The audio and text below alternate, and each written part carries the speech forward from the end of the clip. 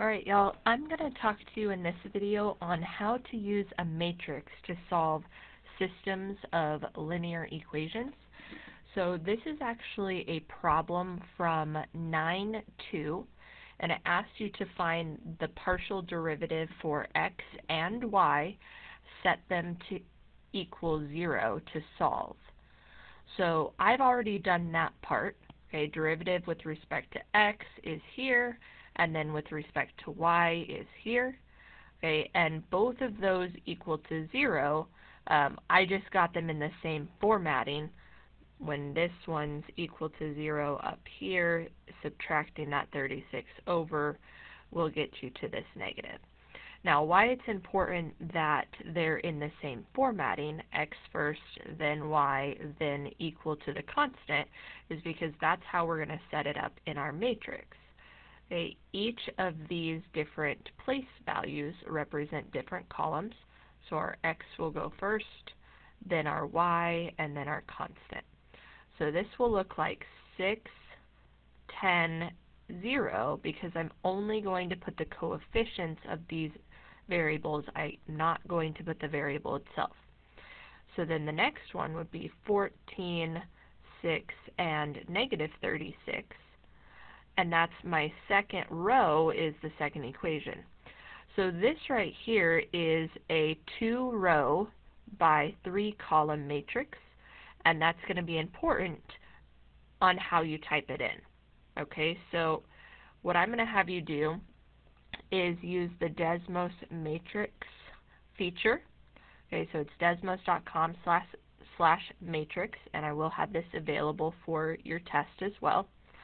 Okay, and all you have to do is click New Matrix, and it's going to give it a name A. It's important to know the name for what we're going to do next.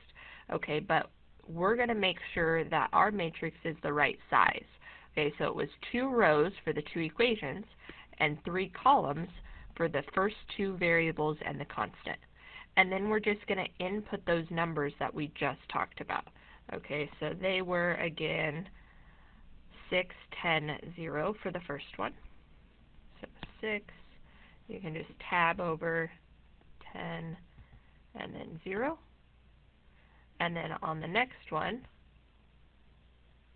we have 14, 6, negative 36.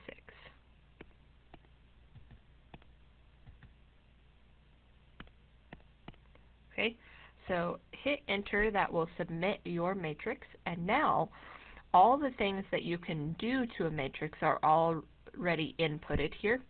Okay, we're going to use this RREF button. It means put our matrix in reduced row echelon form, which actually solves the system of equations for us, and I'll explain how once we see the result. Okay, so start with your RREF, and then our name was A, and there's our solution. Okay, but we want it in fraction form, so if you just hit this button right here, it'll convert it to a fraction. And this is what we can use to talk about our solution. Okay, so I'm going to grab this real quick. And then going back to our first formatting, remember that each of those columns represented a variable. So I'm going to put those variables back on. This says x, this says y, and this was equal to my constant. So this first part says 1x plus 0y equals negative 45 over 13. The second part says 0x plus 1y equals 27 over 13. And if any of these were negative, it would be minus instead of plus. Okay? But then the 0 part goes away, and that tells you that x is negative 45 over 13, and the y is the 27 over 13. Okay, I wanted to show this to you because a lot of times, you know, even in earlier math classes with college algebra, a matrix is super efficient to solving systems of equations when that math is not the overall goal. Okay, so for this problem, the focus was on the partial derivatives and solving that. You've done the calculus part of it already.